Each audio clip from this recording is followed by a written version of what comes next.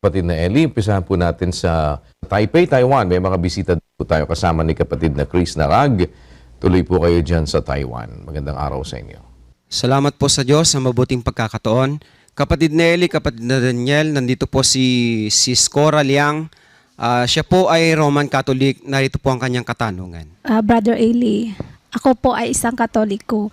Itanong ko po sana kung okay lang po ba ang makinig, maniwala sa aral ng iba't ibang relihiyon. Yun lang po.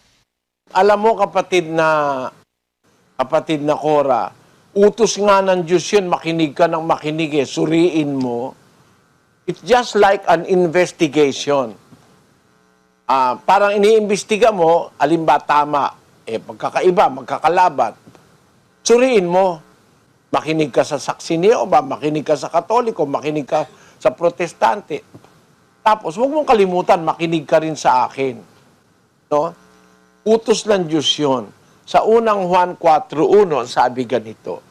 Mga minamahal, huwag kayong magsipaniwala sa bawat espiritu, kundi inyong subukin ang mga espiritu kung sila'y sa Diyos, sapagkat maraming nagsilitaw na mga bulaang propeta sa sanglibutan.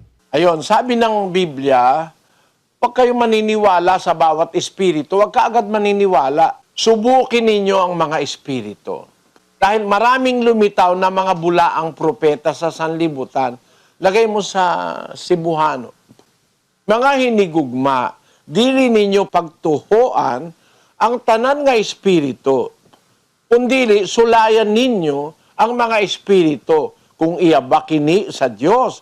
Kay daghang bakakon nga mga manalagna nga nanungha sa kalibutan. Sabi ng Biblia, no? Maraming manluloko ngayon. Kaya bago ka maniwala, suriin mo muna. Try the spirits if they are of God.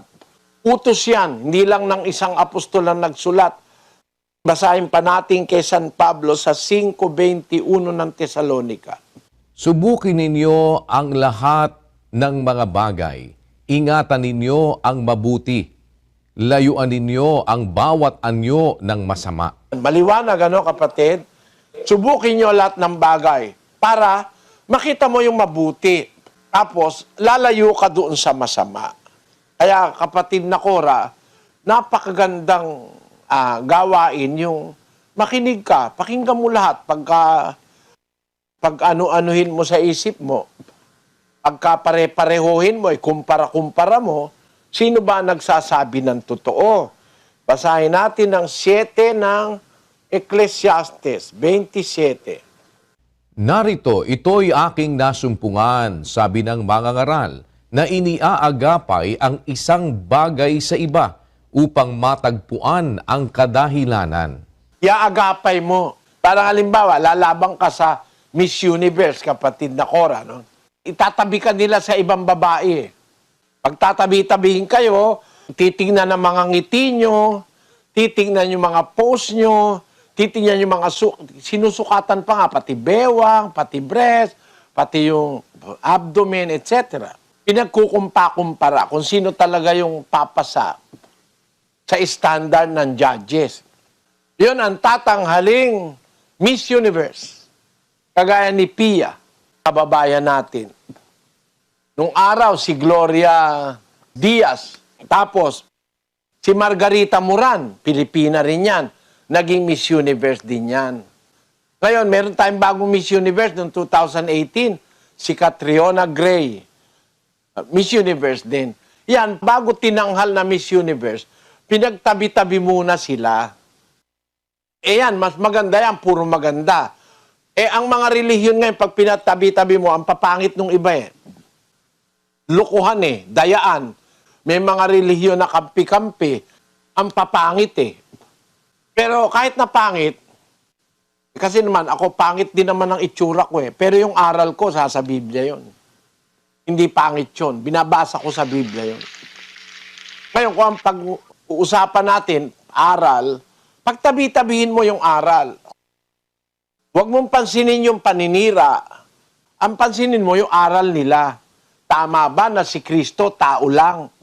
Pagkukumpa-kumparahin mo yung aral para makita mo ang totoo. Kaya doon sa tanong mo, halimbawa, inimbitahan ka namin, punta ka, kapatid.